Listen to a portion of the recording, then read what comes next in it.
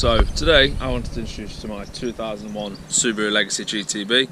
I've had the car about a year, so I think I can tell you a few things about it you might not know, and let's get into it.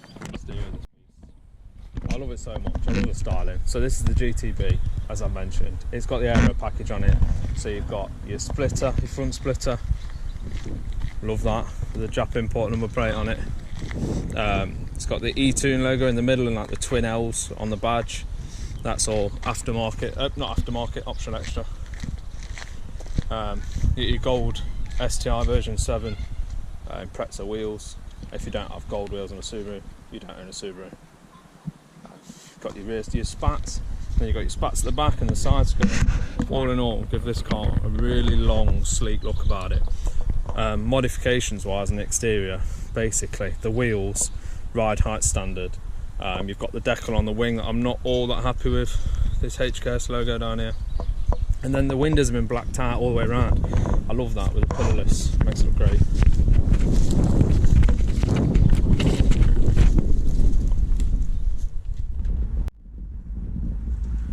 So, this is my 2001 Subaru Legacy GTB.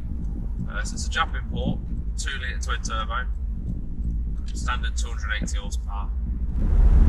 This is a 5-speed manual. This is the Rev C, not the Rev. You've got Rev A to C, they all look visually similar, and then Rev D, they did a bit of a facelift on it. A lot of people tend to prefer them, but I tend not to. I prefer the earlier ones. But I do love this car. I've had it for about a year, I think, maybe just under a year.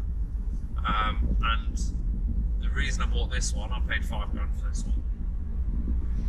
I paid £5 for it, which I thought was quite cheap because it's only got, now it's got 35,000 kilometres on it.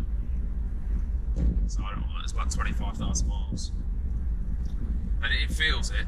The interior in this car's immaculate. Interior wise, the only mods I've done really is this Dragy boost gauge. The only reason I got that is because that's the boost gauge that used to be. I used to have a Nissan Silvia, an S14, and that used to be that, so it's just got a bit of a part of the car that I wanted to live on. And then the stereo, because one of the main things that I dislike about the Subaru Legacy, same with this one and the model after, is they come with a Macintosh stereo. Macintosh stereos are amazing, except the one for this model is prone to having CD faults. And because it's a Jap import, you can't get the UK radio back converter, and the converters are terrible. So I updated this, but I kept it quite a retro one. I didn't go for a touchscreen or anything like that because I didn't think it'd go within keeping in the car. I just wanted it to be green to match the rest. Yeah, so I updated that, and then that meant I had to get rid of the amp under the seat and rewire pretty much all the speakers, which was a faff. But at least it sounds decent now. These do come with a factory sub in the boot that I haven't yet found a replacement for, so that isn't working, so obviously I've changed that and deleted the amp. But that needs to get done. I'll probably show you what I can do with that hopefully. Mods wise, other than that, so as soon as I got it, I phoned up a guy called Bob Rawl, who's like the only guy who really maps the twin turbos, or the only famous guy. But from what I read in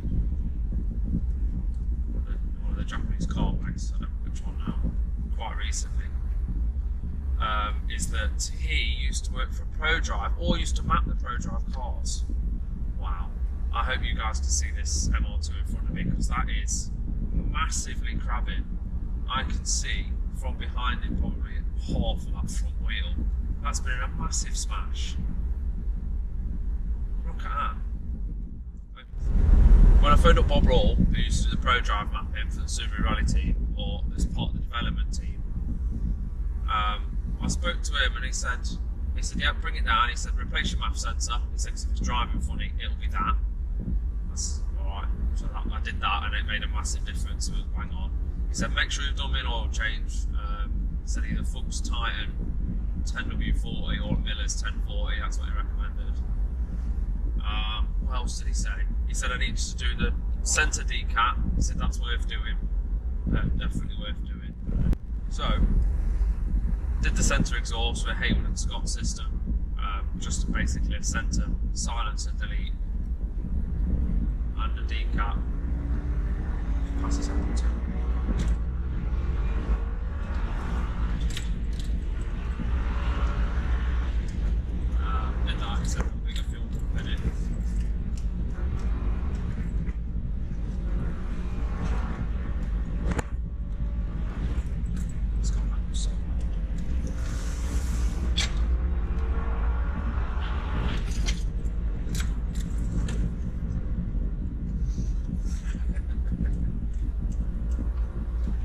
yeah, so get a bigger fuel pump in it, 340 litres per hour, which I got from Roger Clark Motorsport, and oh yeah, and a different panel filter. He said upgrade the panel filter, but don't put an induction kit on it. He advised not to. He said it takes away some of the absorbency in the pipework that Subaru put there for the MAF. He says you'll just get the MAF will get rattled to pieces. That was what he told me. I don't know if any of that's true or not. So yeah, I did that, took it down to him. And the only reason I got in touch with him was because I wanted someone to know advice. I've had 2 Subarus in the past. They were, yeah, they cost me a fortune. The one was an Impreza Type RA, and that started knocking for like 6 months of me owning it, so I ended up selling that on to parts. But I wanted this one to last, and I wanted it mapped for UK fuel. Took it down to him, spent only a couple of hours with him, I reckon, doing some road tuning.